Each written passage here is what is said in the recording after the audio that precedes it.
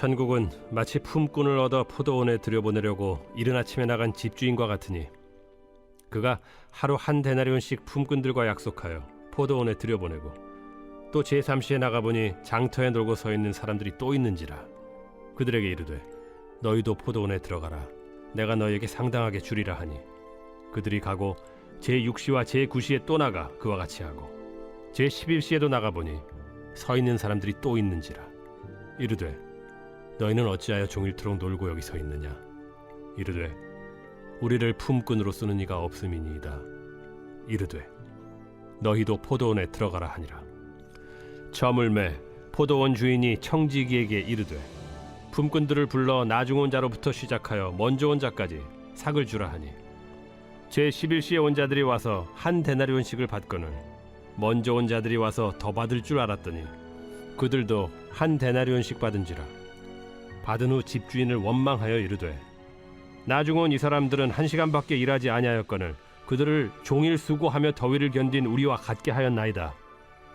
주인이 그 중에 한 사람에게 대답하여 이르되 친구여 내가 네게 잘못한 것이 없노라. 네가 나와 한 데나리온의 약속을 하지 아니하였느냐. 네 것이나 가지고 가라.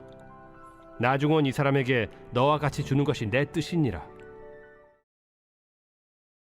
이 세상에는 많은 속담들이 있는데 그 속담 중에는 세상이 공평하다 이렇게 말하는 듯한 내용을 담고 있는 속담들이 있습니다.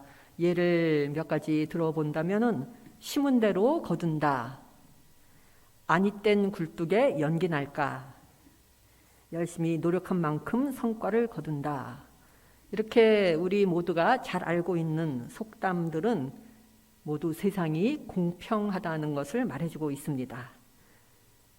그러나 우리들은 살다가 보면은 공평하지 않아 이러한 말을 듣거나 아니면은 나 스스로가 그러한 생각을 하고 또한 말을 할 때가 있습니다. 저희 모두는 아마도 살아가면서 이 세상은 불공평하다 이렇게 생각을 해본 적이 아마도 몇 번쯤은 있을 것입니다. 그래서인지 노래 중에는 불공평한 이 세상이라는 제목의 노래도 있습니다. 공정하고 공평한 것, 이는 저희들 모두가 바라는 것입니다. 그런데 오늘 본문에서 예수님은 우리들이 보기에 매우 불공평한 이야기를 들려주십니다. 포도원에서 일할 일꾼들을 구하러 아침 일찍이 인력시장에 포도원 주인이 나갔습니다. 그리고 한 데나리온, 약 15,000원쯤 되는 액수의 일당을 주기로 하고 아침 6시경 나가보니까 사람들이 있어서 그들을 고용했습니다. 아침 9시에도 나가봤더니 사람들이 있어서 또 고용했고 낮 12시와 오후 3시에도 주인은 일거리가 없어서 인력시장에 서 있는 사람들을 보고 이들도 고용합니다. 그리고 하루의 일과가 거의 끝나는 저녁 5시 때쯤 인력시장에 가보니 아직도 사람들이 있었습니다. 주인은 이들도 고용합니다. 드디어 저녁 6시가 돼서 일당을 계산해야 될 때가 되었습니다. 저녁 5시에 온 일꾼들이 먼저 일당을 받았습니다. 포도원 주인은 이들에게 한 데나리온 15,000원의 일당을 줍니다. 그것을 보고 아침 6시에 일을 시작한 사람들은 어떻게 생각을 할까요? 기대하기 시작합니다. 1시간밖에 일하지 않은 사람들이 15,000원에 해당하는 일당을 받았으니 그보다 12배나 되는 일을 한 우리들은 12배에 해당하는 18만 원 정도의 임금을 받게 될 거야. 이렇게 기대하고 기다렸습니다. 드디어 아침 6시에 고용된 사람들이 임금을 받을 차례가 되었습니다. 그런데 이들이 받은 돈은 저녁 5시에 고용된 사람들과 마찬가지로 15,000원 뿐이었습니다. 그러자 불공평하다 하는 원망과 공정하지 못하다 하는 원성이 터져 나옵니다. 아침 6시부터 일한 사람들에게서 나온 불만입니다. 저녁 5시에 온 사람들은 일을 1시간밖에 안 했는데 왜 그 사람들에게 하루치에 해당하는 일당을 주는 겁니까? 왜 하루 종일 일한 우리들에게 겨우 1시간만 일한 사람들과 똑같은 임금을 주는 겁니까? 우리는 먼저 고용돼서 더 일찍 와서 일하기 시작했는데 임금은 왜 제일 마지막에 온 사람들을 먼저 주는 겁니까? 이들이 말하는 불평과 불만의 내용은 매우 논리적이고 타당한 듯이 보입니다. 인생은 공평하지 않다. 그러나 하나님은 공평하시다. 라는 말이 있습니다. 무슨 뜻일까요? 하나님께는 모든 것이 공평하고 선하고 옳지만 인간들은 어떤 것은 공평하지 못한 잘못된 것이고 어떤 것은 공평하고 옳은 것이라고 판단하고 그렇게 받아들인다는 뜻입니다. 하지만 이 말에 동의하지 않는 분들이 계실 것입니다. 하나님이 공평하시다면 이 세상에 왜 이러한 일이 일어나는 것일까? 하나님이 공평하시다면 나에게 왜 이러한 일이 일어나는 것일까? 하나님이 공평하시다면 세상은 더 살기 좋은 곳이어야 하지 않을까? 이렇게 의문나는 일들이 많기 때문입니다. 그리고 결론을 내립니다. 나에게 이러한 일이 일어나는 것은, 그리고 세상이 불공평한 것은 하나님이 공평하지 않기 때문이다. 이렇게 단정 짓습니다. 그런데 정말로 하나님이 공평하지 않으시다면 이는 저희들이 기뻐해야 할 일입니다. 만약 하나님이 우리 인간들이 생각하는 기준으로 공평한 하나님이시라면 살면서 크고 많은 죄를 지은 죄인들인 저희들 모두는 지금 이 자리에 있는 것이 아니라 큰 벌을 받고 있어야 하기 때문입니다. 하나님은 공평하지 않으신 분 이렇게 생각하시는지요? 그리고 하나님의 공평함을 원하시는지요? 저희들에게 실제로 필요한 것은 주님의 공평하심이 아니라 주님의 은혜와 자비입니다. 저희들 대부분이 생각하는 불공평은 남들과의 경쟁에서 그리고 비교에서 비롯되는 것입니다. 아침 6시에 온 사람들은 고용될 때 통상적인 하루 일당인 15,000원의 임금을 받기로 하고 일을 시작했습니다.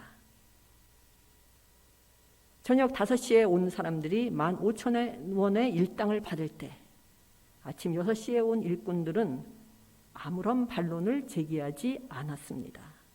이들이 불평하기 시작한 것은 저녁 5시에 온 일꾼들이 자기네와 똑같은 액수의 임금을 받았다는 것을 알게 되었을 때입니다. 남들과의 비교 그리고 경쟁의식으로부터 나오는 말이 불공평하다라는 말입니다. 빈민촌에서 자란 두 사람이 있었습니다. 같은 마을에서 살았기 때문에 이 두 사람은 어릴 적에 같이 어울리며 친구로 지냈습니다. 그렇지만 이 두 사람이 처한 가정 환경은 거의 정반대였습니다. 이 둘 중 한 사람은 우애와 신심이 깊은 따뜻한 가정에서 부모님의 보살핌을 잘 받으며 성장했습니다. 그러나 다른 한 사람은 부모에게 학대를 받으며 자랐습니다. 좋은 가정에서 자란 이 소녀는 부모님을 따라 교회에 열심히 다녔고 결국에는 하나님의 일을 하는 것이 자신의 소명이라고 생각하고 목회 사역을 하기 시작했습니다. 하지만 다른 한 사람은 범죄에 범죄를 거듭하며 감옥을 들락날락하는 삶을 살았고 마침내는 무고한 사람들까지 살해하는 잔인한 살인자가 되어버리고 말았습니다. 그런데 목회 사역에 생을 바친 사람이 어느 날 사형 선고를 받게 됩니다. 암으로 인해 앞으로 살 수 있는 시간이 몇 달밖에 남지 않았다 하는 통보를 받은 것입니다. 똑같은 기간에 다른 사람도 사형 선고를 받았습니다. 살인이라는 죄를 저지른 자신의 죄에 대한 대가로 법원에서 사형 선고를 받은 것입니다. 똑같이 죽음을 목전에 둔 이 두 사람이 우연찮게 서로 만나게 됩니다. 사형 선고를 받고 감옥에 갇혀 있던 이 사람이 어릴 적 자기 친구인 목회자에게 자기가 사형당하기 전에 찾아와서 기도해달라는 부탁을 한 것입니다. 15년에 걸쳐 감옥을 들락날락하면서 그러한 생활을 거듭한 이 사람은 사형을 앞두고 그동안 자기가 저지른 잘못을 회개하고 뉘우치며 신앙을 받아들이고자 한 것입니다. 매우 다른 삶을 살아온 이 두 사람이 이제 그리스도를 주로 고백하면서 죽음을 맞게 되었습니다. 마지막 순간 진정한 회개를 한 이 사람이 선한 삶을 평생 동안 살아온 다른 사람들과 마찬가지로 죽은 후 천국에 들어가는 똑같은 상을 받는 것이 타당하다고 생각하시는지요? 평생 선행을 쌓으면서 열심히 산 사람들이 죽어서 천국에 들어간다면 이는 그에 합당한 상을 받은 것입니다. 하지만 마지막 순간에 회개함으로써 천국에 갔다면 이 사람들에게는 은혜라는 상이 내려진 것입니다. 아침 6시에 온 사람들은 받을 만한 가치가 있는 것을 받았습니다. 합당함이라는 보상을 받은 것입니다. 하지만 저녁 5시에 온 사람은 은혜라는 보상을 받았습니다. 받을 만한 자격이 없지만 그럼에도 불구하고 베풀어진 은혜를 받은 것입니다. 불공평의 하늘나라는 선한 사람들, 좋은 일을 한 사람들만 갈 수 있는 곳이야.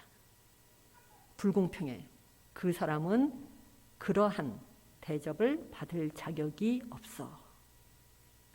이렇게 생각하시는 때가 종종 있으신지요? 저희들이 인간적 기준과 관점에서 바라본다면 그렇게 생각하게 됩니다. 하지만 하나님의 기준은 인간의 기준과는 다릅니다. 무엇이 하나님의 기준일까요? 암흑 속에 있는 사람들에게 희망의 빛을 비추어 주는 것이 하나님의 기준입니다. 자격 없는 사람들에게 은혜를 베풀어 주는 것이 하나님의 기준입니다. 실수와 잘못을 저지른 사람들에게 새로운 가능성을 열어주고 보여주는 것이 하나님의 기준입니다. 저희 모두는 어떠한 삶을 살았건 간에 하나님의 은혜가 필요한 사람들입니다. 이 비유 이야기에서 가장 감사에 넘친 사람들은 어떤 사람들일까요? 저녁 5시에 고용되어서 일하기 시작한 사람들일 것입니다. 하루 종일 서 있었지만 써주는 사람이 아무도 없어서 그날 하루 가족들을 굶겨야 하나 걱정하면서 이 사람들은 10시간 이상을 누군가에게 고용되기를 기다리며 서 있었습니다.